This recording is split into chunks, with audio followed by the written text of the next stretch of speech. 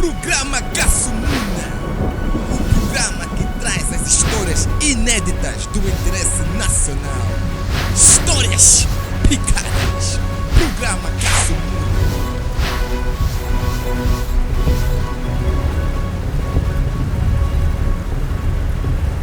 Estimado ouvinte, saudações, seja bem-vindo ao Discurso Direto, edição de 12 de junho de 2019.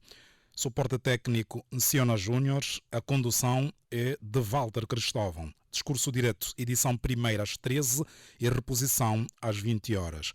Hoje, o nosso convidado é o empresário Francisco Mateus Dias dos Santos, vulgarmente conhecido por Quito Dias dos Santos. A história que vamos acompanhar tem a ver com o que se passou com a Arosfran em 2011. Recorde-se, na altura, acusada de comparticipação num processo de terrorismo. Hoje, Quito Dias dos Santos diz que não é bem assim e alguma coisa precisa ser refeita. Num documento enviado à PGR, escrevem os signatários desta carta, requerem que seja aberto um inquérito para apuramento da responsabilidade criminal do Sr. Rui Constantino da Cruz Ferreira, com base nos fundamentos de facto e de direito. E esses fundamentos é que vamos conhecer hoje. Sr. Quito Dias dos Santos, saudações, seja bem-vindo ao Discurso Direto. Muito obrigado. Vocês terem aberto as portas para mim. Ora, naturalmente, passamos uma abordagem daquilo, se calhar que é de interesse comum. Quem é, em linhas gerais, quem é Quito Dias dos Santos? Quito Dias dos Santos, você vê aqui diante de si, pessoas simples, nascida naturalmente numa família humilde, conquistou naturalmente as proezas que vem conquistando, fruto de alguma diligência que assume naturalmente como conceito e princípios muito próprios. E, como eu costumo dizer, de uma forma muito resumida, este é o retrato que faço para naturalmente esta personagem. E assim vou seguindo os meus destinos e desejos conforme vontade do Criador. É filho de Francisco Dias dos Santos e de Eugénia Sebastião da Silva, mas também esta senhora é a minha mãe jurídica, irmã da minha mãe. A minha mãe é de certeza a senhora Luzia Sebastião da Silva, já falecida, morreu bastante cedo, a minha mãe, não conheci, morreu aos 22 anos. Vamos aos factos, começando pelo fim, mas vamos certamente regressar. Só para confirmar, atualmente, uma das maiores preocupações de Quito Dias dos Santos é que seja revisto um processo que envolve uma alta figura do direito angolano. Estamos a falar de Rui Ferreira. Há um diferendo entre vocês. Está certo? Certo. Uhum. E para percebermos o que é que se passa, vamos recuar até o ano de 1992, a altura em que surge a Arosfram. Em que circunstância surgiu a Arosfram? Junta os nomes de Artur, o meu irmão, Artur de Almeida e Silva, e o Fram. É o primeiro da Arosfram, de Francisco Mateus. Mas depois passou a Frana, e que é somente F-R-A-N, adjetivos que têm a ver com Francisco. Artur Almeida e Silva, atual presidente da Federação Angolana de Futebol. É seu sócio, irmão. Meu irmão, meu sócio. Decidimos caminhar por essas lides, digo, nas lides empresariais, juntos, montamos estratégias, criamos situações atípicas ou normais para que os nossos objetivos se consolidassem sempre juntos, se calhar até partilhando a dormir dos mesmos sonhos. Enfim, e assim fomos seguindo. O que é que faziam na altura? O que é que se dedicavam? Nós, quando decidimos por este caminho, foi naturalmente foi naturalmente na ânsia de atender uma situação que pairava em nós, que tinha a ver com a pobreza extrema em que estava voltada a nossa vida. Como disse, nós somos de famílias humildes e um dia destes eu e o Arthur disse: temos que mudar o curso das histórias, temos que nos tornar os pilares da família, temos que criar condições, digamos, apropriadas de negócios ou outra qualquer mas nunca naturalmente por mal, porque não faz parte de nós ultrajar, tirar de quem for para que naturalmente a nossa vida ganhasse outra consistência, ou que seja usado o trampolim, colocar a corda num sítio qualquer e fazer o vai e vem e saltar, não, de grau a degrau. Fomos estruturando assim as ideias e começamos naturalmente por fazer viagens para Lunda Norte. Naquela altura, eu acho, como algumas pessoas faziam, levar peixe seco, cerveja, e até era o Arthur que mais se dedicava nisso, e eu andava aqui na prospecção, a ver o mais barato, o melhor que se podia levar para Lunda, enfim, e o Arthur, eu que seguia mesmo para Lunda para comercialização dos produtos.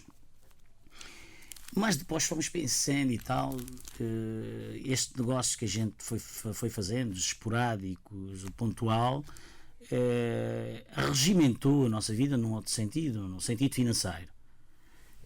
Tivemos a possibilidade de comprar carros e quando a gente decidiu naturalmente passar da cita do informal para o formal, o que tivemos de fazer é vender os carros para sustentar os nossos interesses. Vendemos os carros e decidimos criar a empresa. Criou-se a empresa e que se confirmou, ou figurou-se mais tarde como bem-sucedidos. E porque também aquilo estava alicerçado em ideias coesas, consistentes, mas uma consistência permanente e não admitíamos situações, por exemplo, nós nunca fomos complacentes connosco mesmo, do ponto de vista de erros. Não. Não admitíamos erros. O que a gente tendia, naturalmente, é que decidiu e a família não pode continuar assim. E se a família não pode continuar assim, o caminho é esse a seguir e nada de caminho ímpios. Errar é humano, sabemos, mas evitar o menos erros possíveis. Então vendemos os carros e construímos naturalmente a Arosfran e fomos caminhando até que conseguimos a primeira parceria.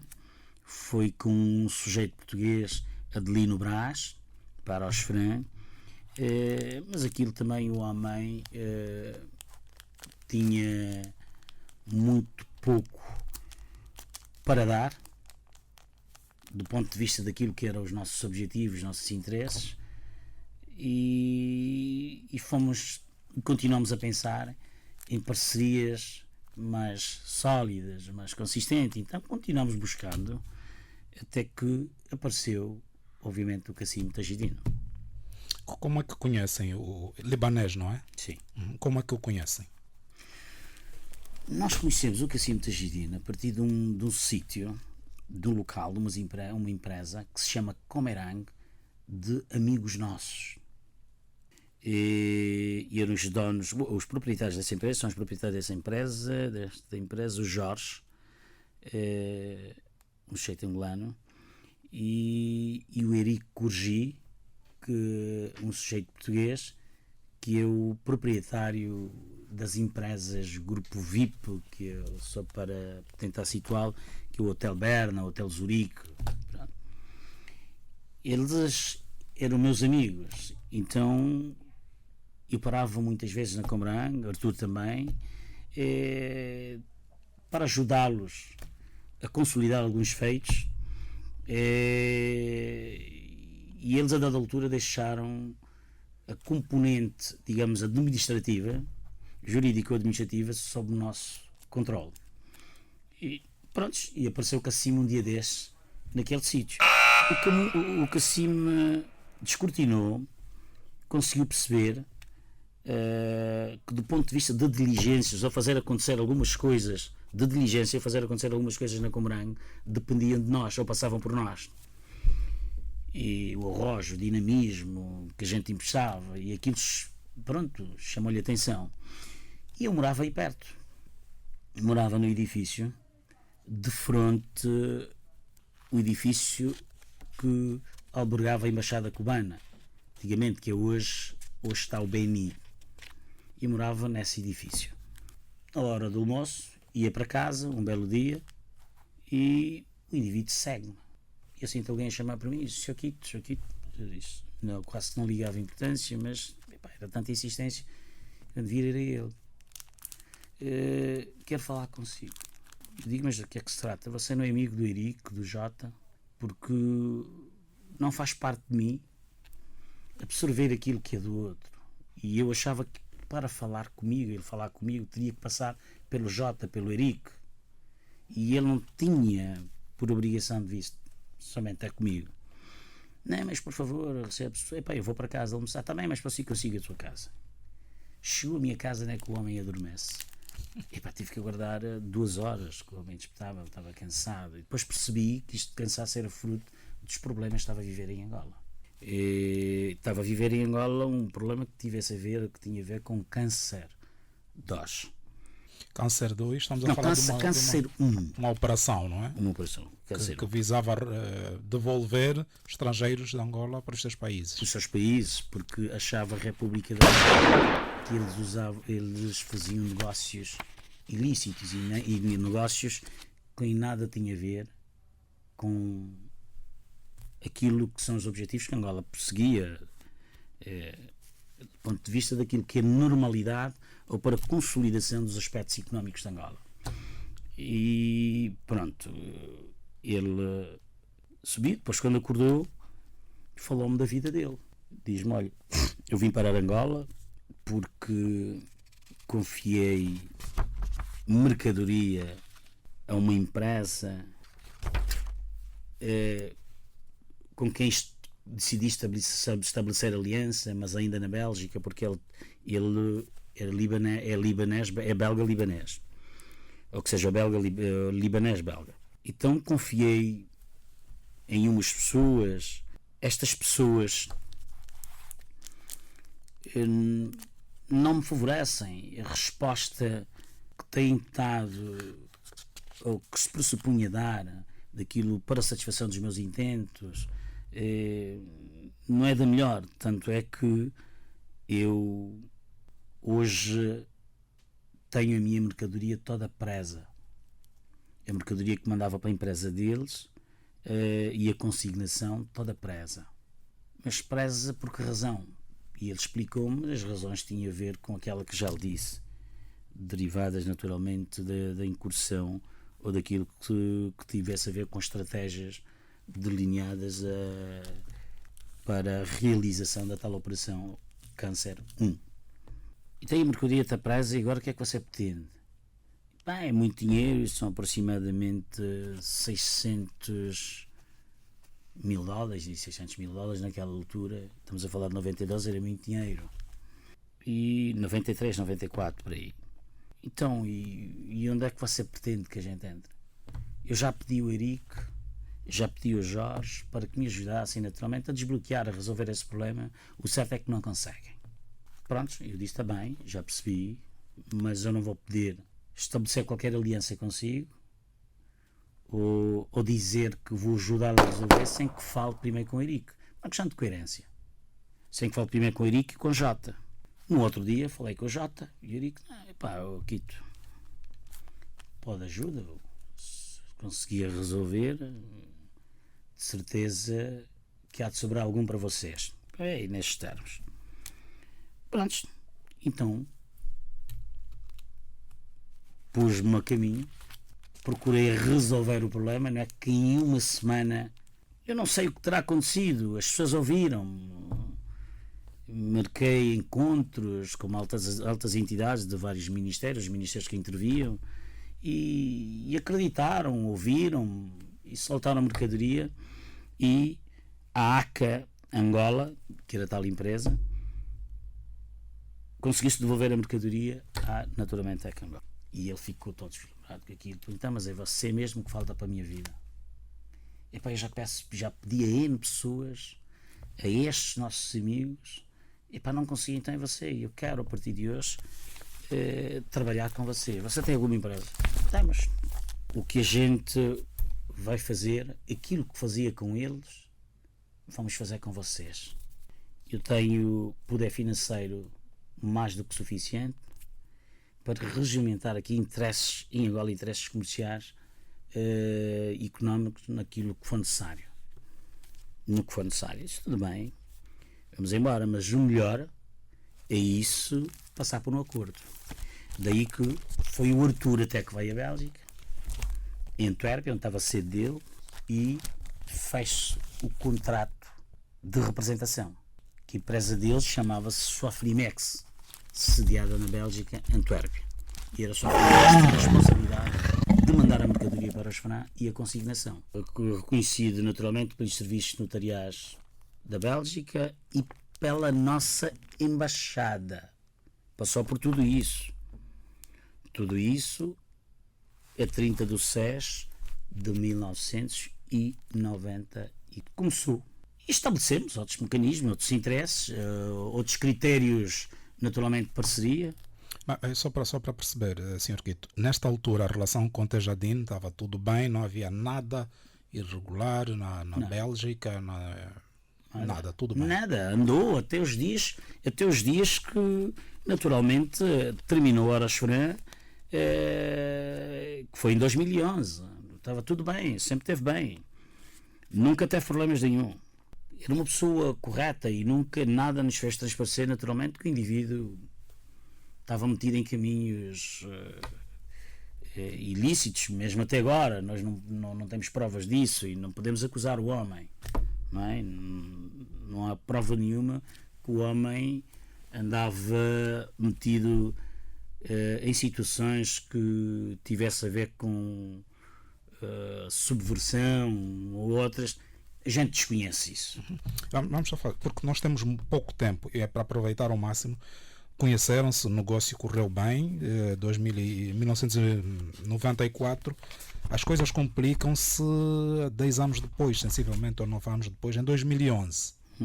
É que o Sr. Tejadine é acusado de ajudar o Hezbollah, que é um movimento considerado terrorista. Como é que se vos chegou essa informação? Em que circunstância? Bem, essa informação para já chegou-me em condições bastante atípicas. E hoje, decorridos esse tempo todo, sei lá, faz-me crer algo que me dá certeza que foi uma situação montada. Montada por quê? Como assim? Bem, já vou dizer. Me parece. São cogitações. Porque chama-me o Ministro da Cultura de Estado para a Casa Civil, o Sr. Dr. Carlos Feijó, a dar-me nota que a Eurosfan não tem condições de continuar como empresa porque foi inserido pelos Estados Unidos norte-americano, pelos Estados Unidos ou Departamento de Tesouro norte-americano na lista negra. Mas eu disse por que razão? Onde é que foi esta reunião? Na presidência? Na presidência da República, no gabinete, nas instalações onde estava o gabinete, citado o gabinete do Sr. Carlos Feijó. Então, o Sr. Carlos Feijó diz que a Arosfram é que estava na Arosfram e o sócio. Nesse caso, o Sr. Tejadine. O Sr. Cassim Tejadine. Mas levou um susto quando ouviu. Levei um susto, não é? Nós temos uma intimação, nós temos em passo uma intimação proveniente dos Estados Unidos, do governo americano, que dá conta que o Sr. Cassim não pode continuar aqui. Viu o documento? Aí está. Por isso é que lhe disse. Há bocadinho, que duvido. Não lhe foi apresentado. Não me foi apresentado este documento. O Sr. Carlos Feijó não lhe mostrou nada. Não me mostrou o documento. Foi só conversa, só verbo. Eu acho que instituição nenhuma, quer seja do Estado, que esteve envolvido, como é o Ministério do Interior e outro, eu não sei se esse tem até este documento. Só estavam os dois? Só estávamos os dois. Eu já ligo. E Eu disse, "Mas como é possível?" Mas é possível. Então vocês não têm condições. O que você vai fazer é, naturalmente, fechar o negócio da Arasfran, e o governo vai estudar, porque ele estava sempre a falar em nome do governo, vai estudar mecanismos ou métodos de transferir estes direitos a uma outra empresa qualquer, porque você conhece bem o peso que a Arasfran tem, e acabar a Arasfran, assim, de um dia para o outro e num ápice, poderá naturalmente acarretar consequências gravosas do ponto de vista das responsabilidades sociais para o Estado. Só abrir um parênteses, na altura a Arasfran era um gigante do comércio em Angola. Era um gigante e era a maior empresa de distribuição alimentar. Então o que se vai fazer, se calhar, é criar esta empresa. Pronto, mas vamos pensar, obviamente, na estruturação de ideias, no sentido então de transferir esses interesses para outra instituição, e tal instituição não me foi dito, e depois cortou ali a reunião. Pá, continuamos amanhã que eu tenho coisas para fazer, e no outro dia, A que horas eram? amanhã, foi sempre no período da manhã e terminava sempre antes do meio-dia. E no outro dia vou para lá e já aparece. Só para chegar até esse dia, quando sai daí, conversou com seu irmão? Fui conversar com o meu irmão e com o sócio, com o sócio também. Ele disse-lhe alguma coisa ao sócio? Confirmou? Deu algum Ficou sinal? estupefacto. Não deu sinal nenhum, ficaram todos estupefactos, até o meu irmão. O libanês se recusou, não aceitou a acusação? Não aceitou a acusação, mas eu não percebo nada, enfim. E a gente já vai chegar aí em Dia outros seguinte? factos. No dia seguinte vou para lá outra vez, sempre nas instalações da Casa Civil, mas já aparece o general Copelipa e o Vincent Miclé. Reunimos os quatro. Bem, Quito, este é o Vincent Miclé. Eu, responsável pela empresa que a Angola diz que em primeira instância há de responsabilizar-se de ficar com os passivos, os ativos do grupo Arasfran, para que a gente não crie aqui situações constrangedoras no exercício daquilo que é o nosso principal objetivo, que é servir, que o povo não se sinta mal, sendo que a Arasfran é um gigante comercial, então tem que se fazer a transmissão nos devidos moldes para que não se sinta, não é, o peso do desaparecimento do grupo Arasfran. Então terá que entrar outra empresa já e de imediato. E conheciam esse François? Era a primeira vez que se encontravam? A Vincent já conhecia de outras lides, não é? Como empresário, indivíduo, homens de negócios. Então, muitas vezes Concorrente. a gente foi concorrente, é claro, muitas vezes também a gente foi a Angodis comprar cimento e eles tinham o monopólio da venda do cimento, tal como era o Arasfran, do ponto de vista comercial. Não gosto muito de usar esse princípio das políticas monopolistas. Os monopólios não fazem bem o desenvolvimento económico de Estado nenhum, a gente nem pode fazer apologia a isso, mas pronto, na altura detinha-se. Então você agora vai trabalhar com o Vincent para tratar naturalmente a transmissão de posse. E esse trabalhar passa naturalmente pela contagem, pelo conferir de tudo que existia do grupo Arasfran. Sr. Quito, vamos só falar aqui um português mais claro para nos percebermos e para eu perceber também. Estão 4 pessoas reunidas na Presidência da República. Estão os senhores Carlos Feijó, o senhor Copelipa, como é que se diz? O comerciante, O Vincent Miclé. Vincent Miclé, está o senhor Quito Dias dos Santos. Passar ativos, palavras simples, é pegar tudo que é do grupo que Arasfran, passar para outra empresa. outra empresa.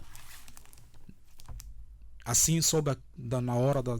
Claro, mas pronto, mas isso depois, eu continuo, quer dizer, e achei isso esquisito e estranho. Ok, mas agora surgiu um telefonema qualquer e disse: continuamos amanhã. Quem disse? Feijó, o Dr. Carlos Feijó. Sem concluírem a conversa? Sem concluir. Fomos reunir num sítio que onde sempre funcionou o Ministério do Planeamento. E na altura, no corredor onde funcionava, onde não sei se até agora funciona o ministro, onde funcionava a ministra da altura do planeamento.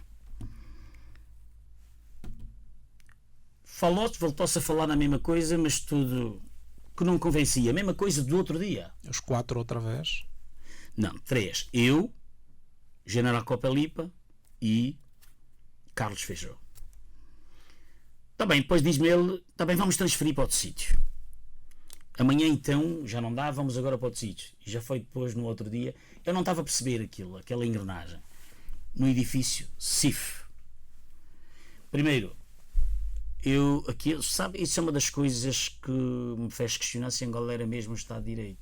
Quer dizer, o Ministro de Estado da Casa Civil hoje leva-me a reunir no gabinete dele e depois leva-me a reunir no Ministério do Planeamento, depois num edifício onde grande parte das empresas que lá estão são de interesses económicos, mas privadas. Quer dizer, É aquele edifício dos chineses. Dos chineses, colado à antiga Assembleia. Não percebi, mas depois dei conta daquilo e eu disse: olha, isto está-me a parecer esquisito. E eu sozinho já começo-me a tornar, já começam-me a faltar forças. Indefeso para atender a demanda. Eu tenho que passar isto ao meu advogado. Sentiu-se intimidado em algum momento? Não, senti, porque não tinha sentido, não é, hoje reunir na Casa Civil e depois no Ministério do Planeamento e depois no edifício, quer dizer, uma clara alusão, está a ver? Quem manda aqui, nós. Ou você procede assim, ou então... Porque eu não estava a perceber aqui. Então foi a partir daí que disse: olha, nós temos... Eu tenho que passar isso para o advogado. E compreendia naturalmente que o meu advogado na altura não podia fazê-lo. Mas era o nosso conselheiro ainda. Porque ele ainda tem o escritório é dele, é RGT. Estamos a falar de... Rui Ferreira. Compreendia, porque ele era o presidente do Tribunal Constitucional.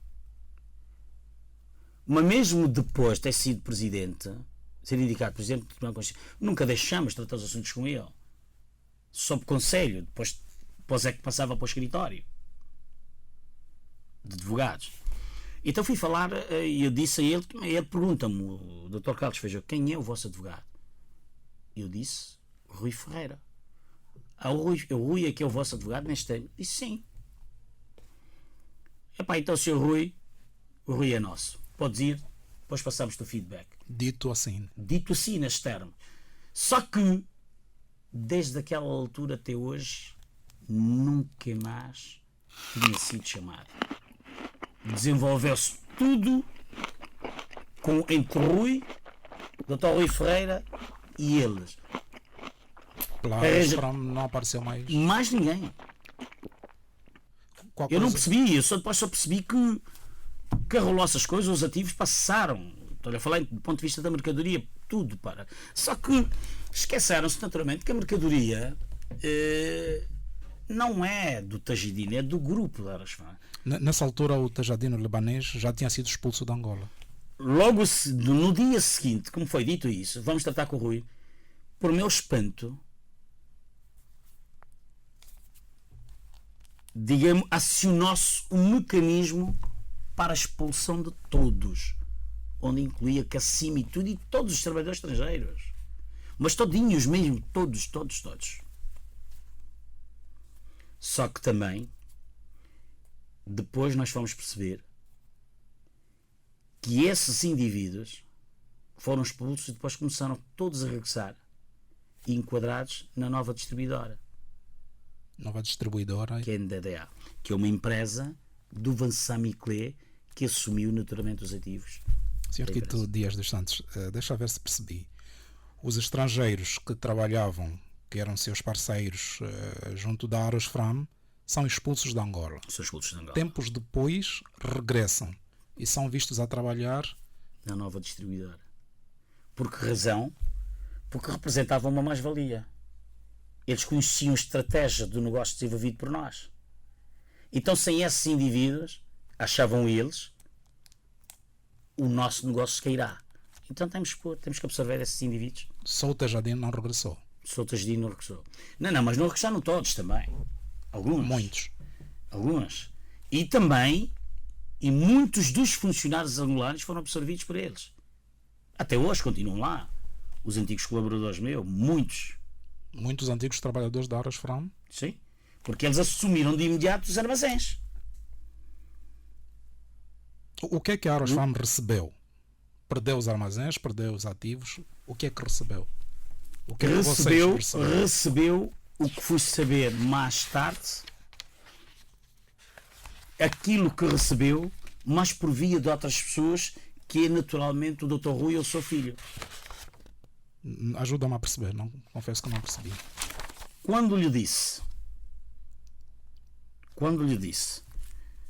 que eu disse ao Dr. Carlos Feijó, já não estava em condições de sozinho prosseguir, tem que ser com apoio jurídico ou do meu advogado, e ele disse-me: quem é o teu advogado? É o Rui é nosso, podes ir, depois ele passa-te o feedback. E a partir daí não vi mais nada, tudo desenrolou-se entre o Rui e eles. Fomos saber mais tarde que o Sr. Rui assumiu tudo por vias de diligências feitas por eles, criando empresas, por exemplo. Nós fomos perceber que a Alcomércio, que é uma empresa, que é a empresa dirigida, detida pelo filho, que recebeu os dinheiros derivados naturalmente da negociação estabelecida entre Andado, da São Miclé, e Rui Ferreira. Pela Alcomércio. Alcomércio é do Sr. Sidney. É isto mesmo. Filho de Rui Ferreira. É isso. Ficou com uma empresa vossa. Ficou com tudo. E essa fazenda Filomena? Também, mas isso era do Cacima. E eu não sei que negócio fizeram, ou eles tiveram. Ele estabeleceu com o Dr. Rui Ferreira e a família. Aquilo passou para eles. Tudo. Agora aquilo está sob gestão dos interesses empresariais da família do Dr. Rui Ferreira, ou que seja do filho e o Rui Ferreira. Regressemos. Quando o Sr. Rui Ferreira entra neste processo, qual foi a primeira comunicação que lhes passou? A primeira vez que falaram depois dele entrar no processo? Eu é que fui falar com ele. Não foi ao dando contrário. Conta da situação que estava a ocorrer, que sozinho já me via naturalmente impossibilitado de continuar, precisava de apoio jurídico, porque o assunto era muito sério. Expliquei-lhe naturalmente o que estava-se a passar e disse-lhe inclusive aquilo que o Dr. Carlos Feijó me havia dito, e disse-lhe apenas que o Dr. Carlos Feijó vai falar com ele. E desde aquela altura já não falaram comigo. É que nem ele, nem o Carlos Feijó. Deixaram de se contactar, de se comunicar.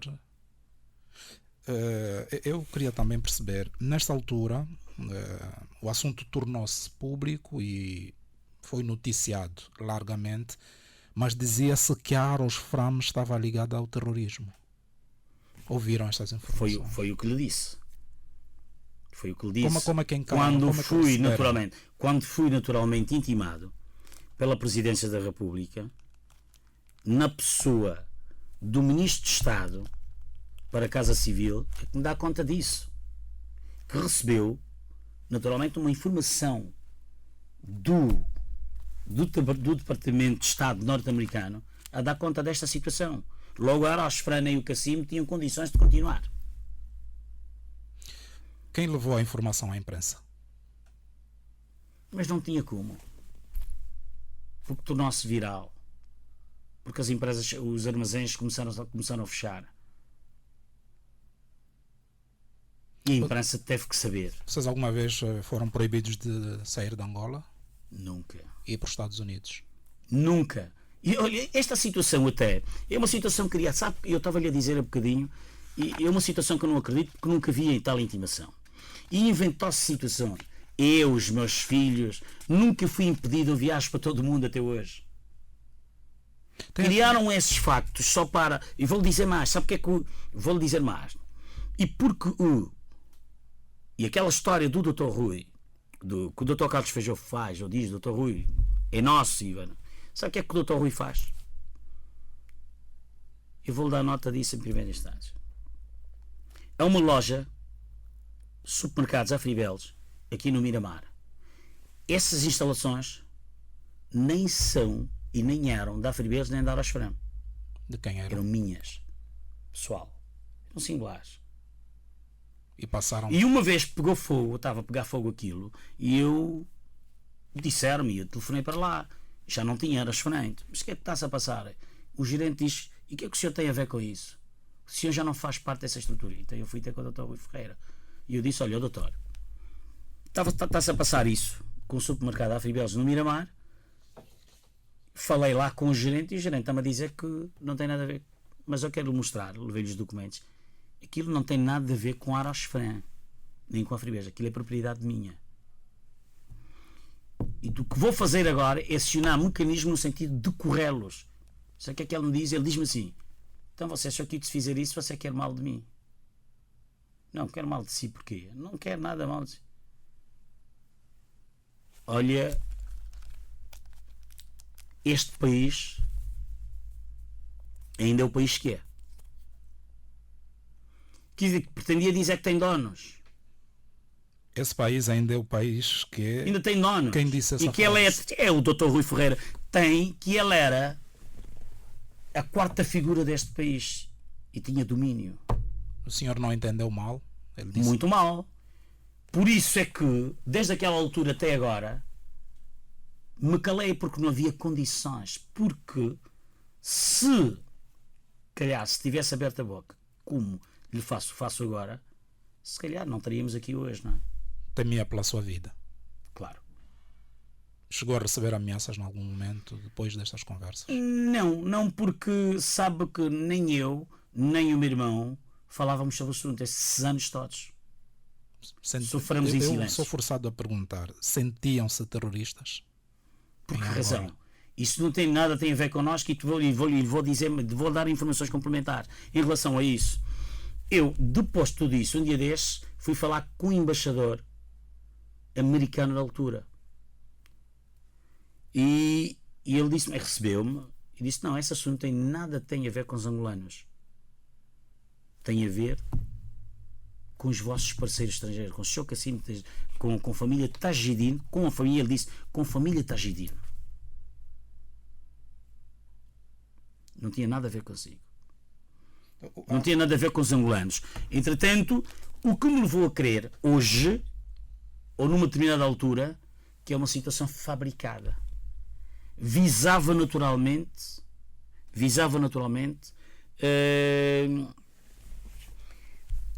tirar gente de boa índole, de boa fé, de determinadas jogadas de interesse deles. Precisavam eles absorver o negócio que Arosfrão exercia. E eles achavam naturalmente que Arosfrão era um handicap,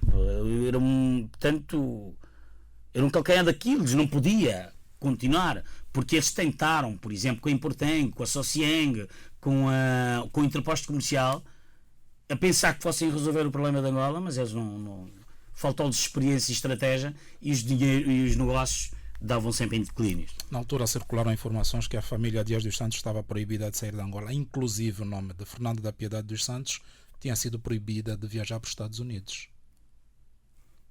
Chegou essa informação? Sabe o grande problema daquele senhor, o grande pecado daquele senhor, estou a falar do presidente da altura da Assembleia Nacional e hoje ainda lá está, é de ter o mesmo nome de família que eu. Isso lhe prejudica? Se alguém lhe disser claro que prejudicou-me. Claro que prejudicou-me. Se alguém lhe disser que aquele senhor, um dia desse, recebeu o que fosse, dar aos Fran ou das minhas mãos, epá, que acabem comigo e a minha descendência toda. Aquele senhor nunca esteve envolvido e eu nunca me envolvi em negócios nenhum com aquele senhor. O único pecado, repito, daquele senhor é os tentarmos o mesmo nome de família. E as pessoas a partir daí, claro que determinadas pessoas tinham limites de raciocínio e entenderam pensar que a minha vida regimentou-se com as funções. Mas para já, o Presidente da Assembleia Nacional da altura tem parentes da linha nuclear e grandes, e da linha colateral também e grandes. E podia naturalmente ter como primazia escolher essas pessoas. Por que razão? Eu. Portanto, o senhor nunca teve nada a ver com a gente. E essa história dos Estados Unidos impor a interdição, isso tem a ver com o governo da altura. Eles criaram esses factos para melindrar o homem, para fazer com aquilo que fizeram com uma determinada figura deste país. Pretendiam afastar e arranjaram naturalmente um modo escapatória, agrupar aos Fran, Quito Dias Santos. Mas onde em nada tem a ver. O único pecado daquele homem é ostentar o mesmo nome de família que eu. A figura deste país está a falar de Miala? Não quero citar nomes. Não. Pronto, mas o que fizeram com uma determinada figura deste país destaque.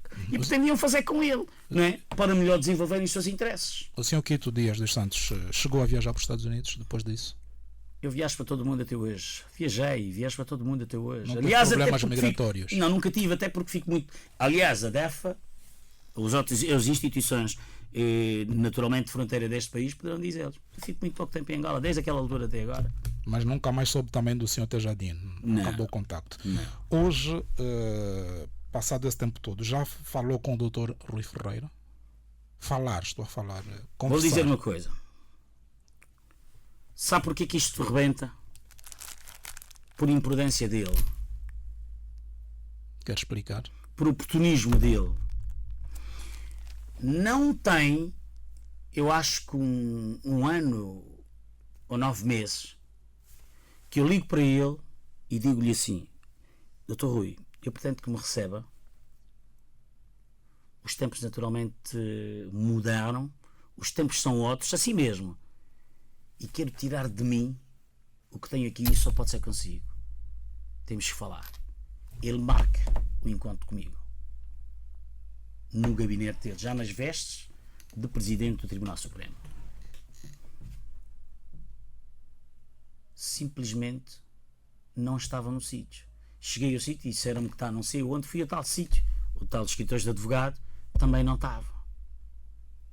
Andei a telefonar para ele, já não atendia, porque ele sabia.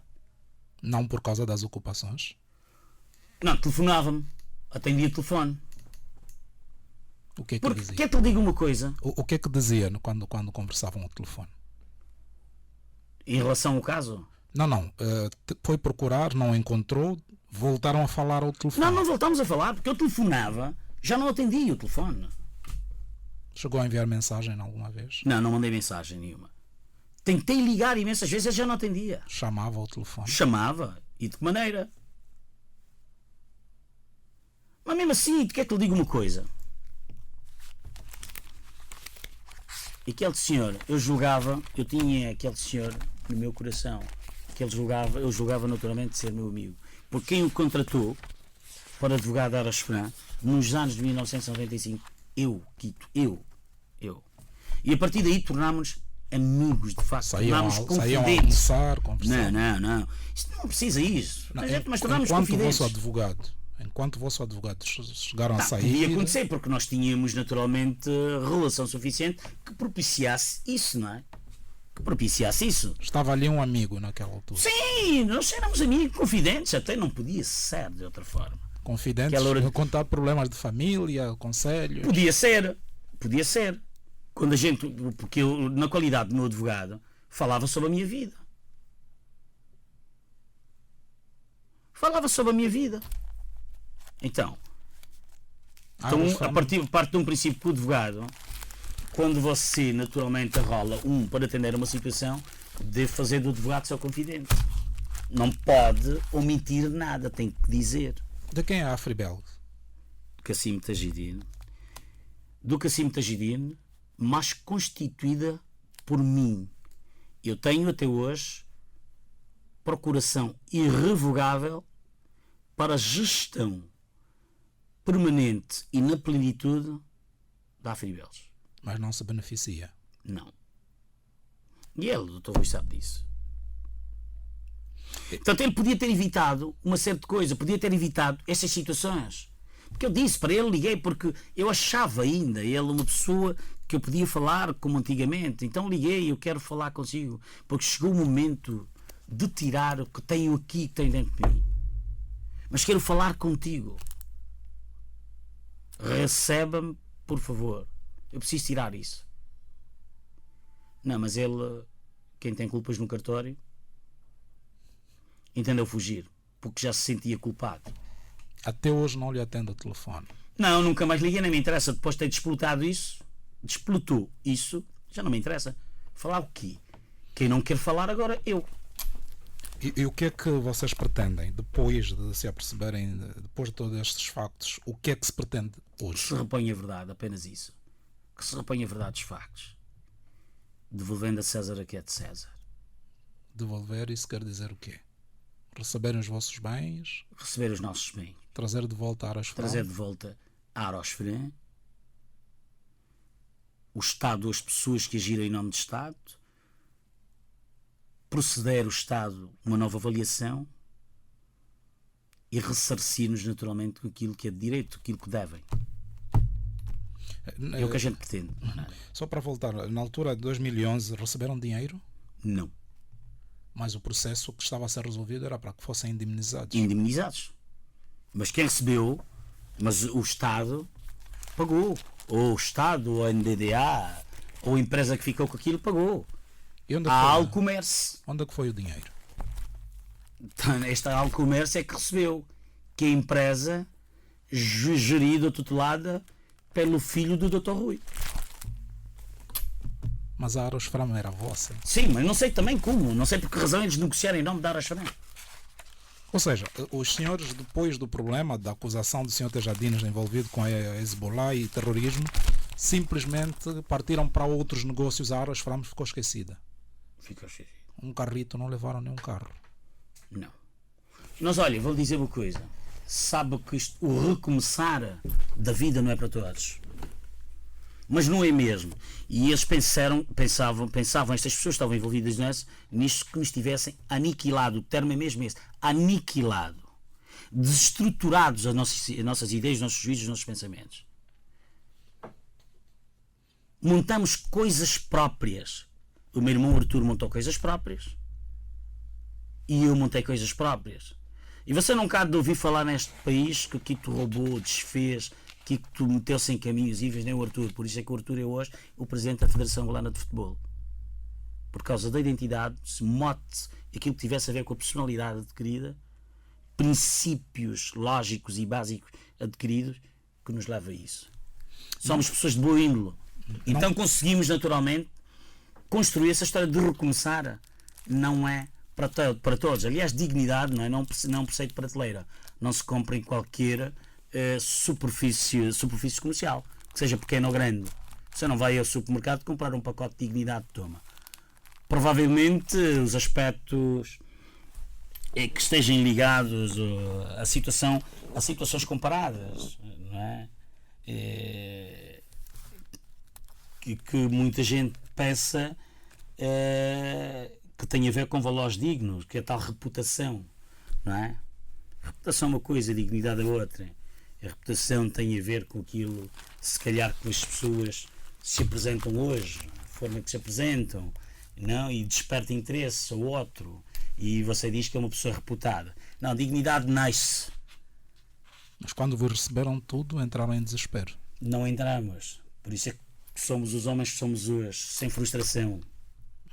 Não teve contacto com Rui Ferreira e com Carlos Feijó e o general Copelipa? Como é que...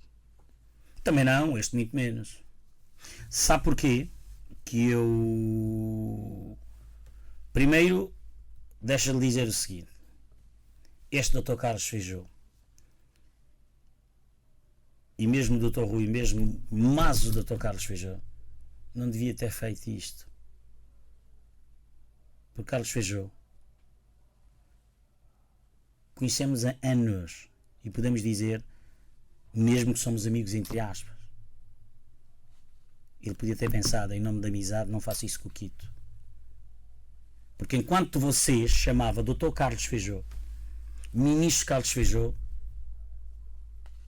não, nós sempre nos tratamos assim, Quito e eu Carlos. E ele era o Carlos para mim. Foi traído pelos seus amigos? Pá, é natural, cada um é como é, e cada um pensa como pensa, e factos são factos, contra factos não argumentos, é claro. Então, mas como digo, cada um pensa nos valores dignos que estão subjacentes a isso, da forma que pensa.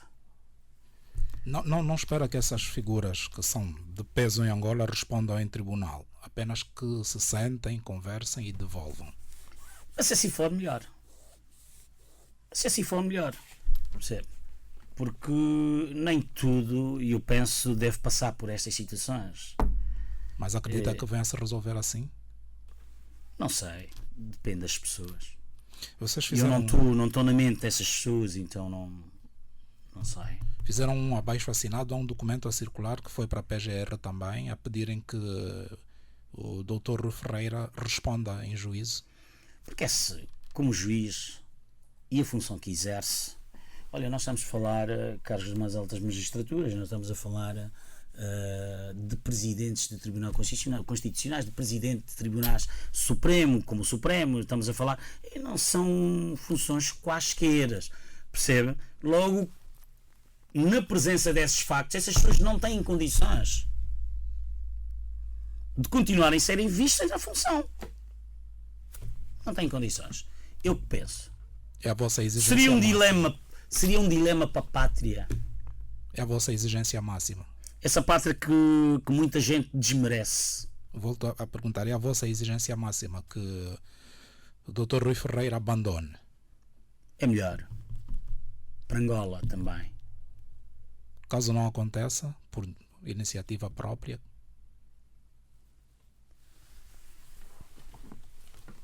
Caso não aconteça, sei lá. Mas eu até agora eu só sei que tem que acontecer. Já tiveram alguma resposta da PGR? Ainda não. Ainda não, mas eu já obviamente fui intimado pela PGR para responder neste processo. E já lá tivemos, eu e o Arthur. Portanto, fez-se o que fez-se. Falou-se o que se falou. Agora detalhes sobre os factos a gente não passa aqui. Já estamos a chegar ao fim da nossa conversa, regressando até ainda 2011, naquela altura das reuniões, em algum momento se falou do nome do Presidente da República? Falou-se só neste aspecto. Recebeu o Presidente da República essa intimação que mandou para nós. Então era um emissário do Presidente da República? Era uma espécie de emissário do Presidente da República. Um falso emissário? Posso concluir que sim, porque eu nunca vi este documento e estou mesmo em querer, sem naturalmente uma verdade de peso que se ponha sobre isso, que não existe essa intimação. Não acha que está uma situação inventada? A levantar acusações graves contra figuras? Não estou a levantar graves a situação. Aliás, passam de suposições, porque eu até agora nunca vi. Primeiro, repara, ponha-se você no meu lugar. Quando me foi intimado e falou-me disso, e na Presidência da República, no gabinete do Sr. Ministro de Estado para a Casa Civil, que recebemos, a Presidência recebeu dos Estados Unidos da América ou do governo norte-americano uma carta que diz isto, e para já Nós estamos a falar do Grupo Arasfran e a empresa que é. Estamos a falar da Arasfran e a empresa que é. O mais sensato não seria mostrar naturalmente a letra relativa à intimação? Este documento não me foi apresentado. Mas alguma vez solicitou? Eu na altura solicitei, lembro. O que é que lhe Mas disseram? tem aí... Não, isso são documentos que têm a ver com a gente. É secreto. E que não podem ser partilhados. Senhor Quito, nós estamos a concluir a nossa conversa. Eu vou dar 2 minutos para resumir. O que é que espera que venha a acontecer nos próximos dias? Bem, o que espero é tão somente isso. É que Angola seja um Estado de facto. E sendo Angola um Estado de facto, estes problemas serão resolvidos com atenção merecida, com máxima ponderação e conseguirão, não só este Quito, a demais lesados em problemas do género, a César, a que é de César, devolver tudo. Ok? O que peço é que Angola se estruture como nação. Neste momento, o Dr. Rui Ferreira tem bens comerciais que não lhe pertencem. Tem, claro. Por via do seu filho. Que é tudo dar às Fran. Muito grato, Sr. Quito Dias dos Santos. Uma palavra para as pessoas que lhe conhecem, para os empresários, para os que nos estiveram a acompanhar. Para onde quer começar? Começo por citar o Sr. Presidente. Ninguém é rico e poderoso demais para furtar e não ser punido. E ninguém é poderoso demais ao ponto de não ser protegido. Ninguém é pobre demais. Muito obrigado. Também quero fazer aqui uma citação que alguém teria feito por altura em que o Sr. Presidente da República tomou posse. Disse somente isso. Vossas Excelências, a partir de hoje, abre-se aos seus pés e para os próximos 5 anos uma via expressa para fazer o que prometeu os angolanos. Faça-o, Sr. Presidente. Corrija o que está mal. Melhore o que está bem. Combata a corrupção. Faça-o, Sr. Presidente. Fortalece o Estado democrático e de direito. Melhora a qualidade de vida dos angolanos.